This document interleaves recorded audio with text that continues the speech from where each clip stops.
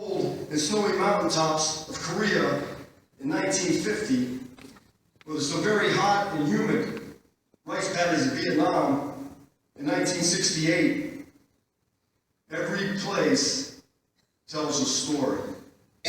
But as veterans, we only remember what was closest to us. A time of day, an unusual noise, a unique smell, or perhaps a vision or fleeting thought of someone we once knew. One of the largest cities in the state and having one of the best damn college football teams in the nation. Of course, I'm talking about the Ohio State Buckeyes and Columbus, Ohio. As 9/11 occurred and the Twin Towers came crashing down, the Pentagon was still burning, and a field in Shanksville, Pennsylvania came to be the final resting place of so many great American heroes. I became fortunate enough to become part of an incredible United States Marine Corps Infantry Company. Lima Company, 3rd Battalion, 25th Marines, 4th Marine Division. Lima Company, 325, already had a proud and honored past. Marines fighting underneath these same battle streamers have already fought in some of the most bloodiest battles of World War II. Tinian, the Kalajiwan Atoll, Saipan, and Iwo Jima were just some of the places that the men from Lima Company 325 had forged their place in history. Heck, our battalion commander, Lieutenant Colonel Justice Chambers, received the Medal of Honor for leading 325 Marines up Mount Suribachi during the Battle of Iwo Jima in February of 1945. So whether it was Korea in 1950 or Vietnam in 1968, Lima Company Marines were on the ground fighting for this great country of ours. So it came as no surprise in 2004 when our orders came down from Headquarters Marine Corps, sending Lima Company to the Iraq War. Matter of fact, we were all wondering, what took you so long? We were combat ready. Like many other groups of American fighting men throughout history, starting with the American Revolution, this incredible group of citizen soldiers, or as we like to be called, Marines, came from all different walks of life. We had police officers, firefighters, corporate businessmen, politicians, chefs, construction workers, airplane mechanics, you name it, and we had it. But mostly, we had college students. The Marines I served with have been training for months since 9/11. We had devoted a lot of time for getting these men prepared for war. Whether it was placing second overall in the United States Marine Corps Worldwide Super Squad competition in 2001, or flying to Israel to become the first United States Marine Corps infantry unit, other than the United States Special Forces units, to complete the anti-terrorism school in the Israeli desert, Lima Company was always training.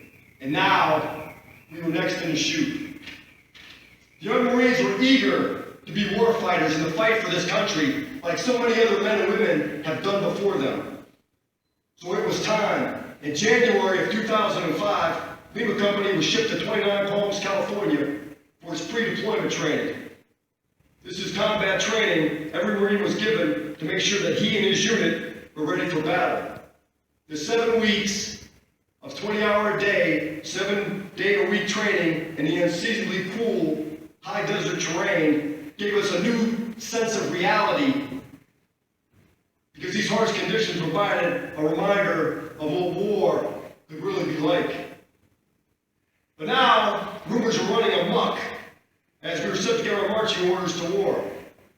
Where would we go, and what would our mission be? But you see, as young, fresh-faced Marines sometimes think all on the field is often spoken about.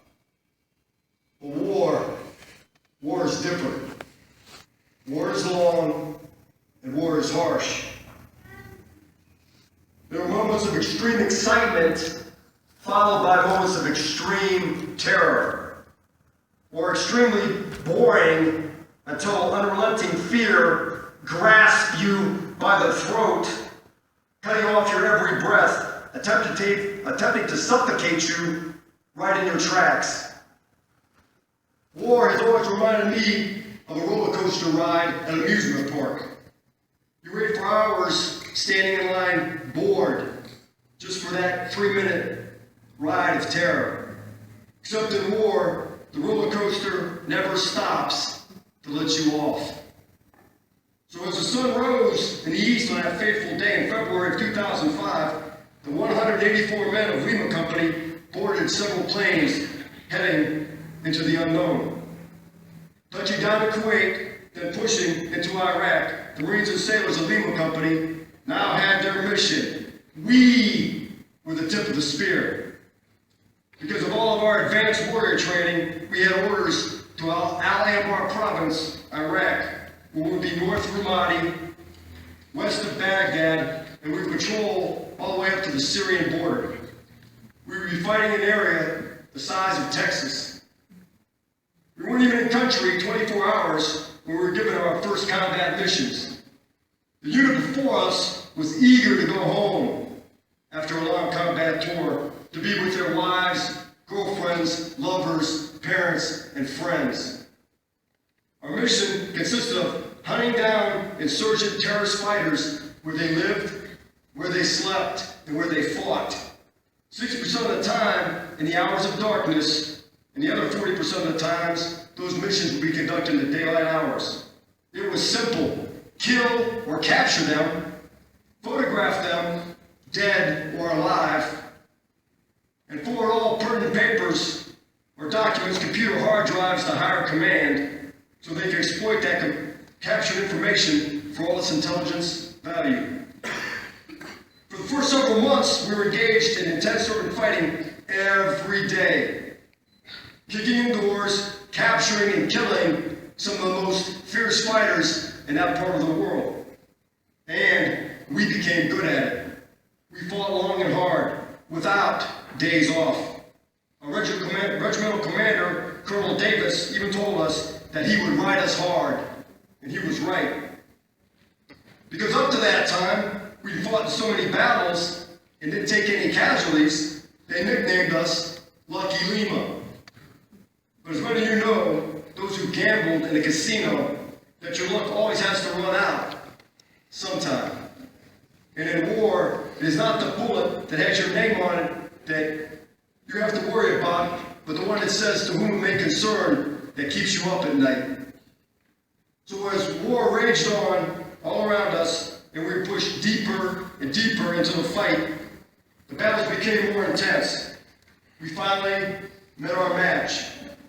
One fateful day on the Syrian border, during Operation Matador, we were fighting against hundreds of well-trained, well-equipped, and tactically sound troops. And we took our first casualties.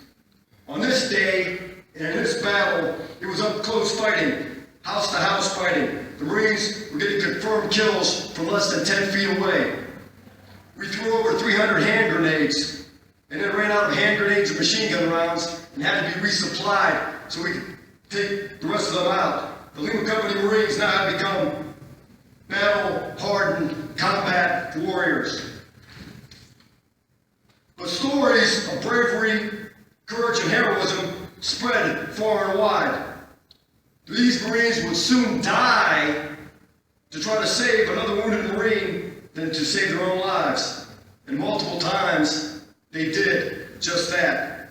The sacrifices, whether it was Staff Sergeant Anthony Goodwin rushing forward into a well-fortified enemy anti-aircraft gun emplacement to suppress enemy fires until the wounded could be rescued, Lance Corporal Mark Camp running into a burning Amtrak, not once, but twice, to save wounded Marines, Corporal Jeffrey Hunter pushing through intense enemy machine gun fires to pull out a wounded Marine to safety, or Sergeant David H.M. III Travis Youngblood, standing in the middle of that fire-swept street with bullets striking all around him without fear as he was laying down suppression fire so the other Marines could cross that danger area. Nor will 2nd Platoon ever forget HM2 Cleveland, who exposed himself to heavy machine gun fires so he could pull a wounded Marine to safety, allowing him to cheat death one more day by spitting in the face of that Grim Reaper. These 184 truly heroic, honorable, and brave men from 27 states who fought in some of the heaviest engaged combat that any United States Marine Corps infantry unit has ever seen since the Vietnam War, and one of the most decorated Marine Corps infantry units that fought during the Iraq War, Lima Company Marines accomplished their mission by traveling 150,000 miles by foot, by vehicle, by helicopter, and by small boat. They completed 210 days of combat operations out of 216 days in country for 1,053 combat missions. They helped to restore public utilities such as electricity, water, and sewer to 6 Iraqi towns, allowed free commerce and movement of civilians, allowed children to return to school, provided medical care, and enabled the civilian population the right to vote. Lima Company also killed hundreds of terrorist fighters and destroyed hundreds of weapon caches, eradicating hundreds of pounds of cocaine and heroin. And just like that award-winning World War II movie, Saving Private Ryan, this freedom, however, did not come without a cost. Lima Company had 22 Marines and 1 sailor killed in action, and another 30 Marines that were wounded in action. Men by the names of Staff Sergeant Anthony Goodwin, Corporal Dustin Durga, Staff Sergeant Kendall Ivey, Lance Corporal Wesley Davids, Lance Corporal Jonathan Grant, PFC Christopher Dixon, Sergeant David Wimber, HM3 Travis Youngblood, Corporal Andre Williams, Lance Corporal Christopher Lyon, Sergeant Justin Hoffman, Sergeant David Kruger, Lance Corporal Timothy Bell Jr., Lance Corporal Eric Bertholz, Lance Corporal Nicholas W.B. Bloom, Lance Corporal Michael Suentes, Lance Corporal Nicholas Erdy, Lance Corporal Grant Frazier, Lance Corporal Jordan Gresh, Lance Corporal Aaron Reed, and PFC Christopher Dyer all gave the ultimate sacrifice for Lima Company 325.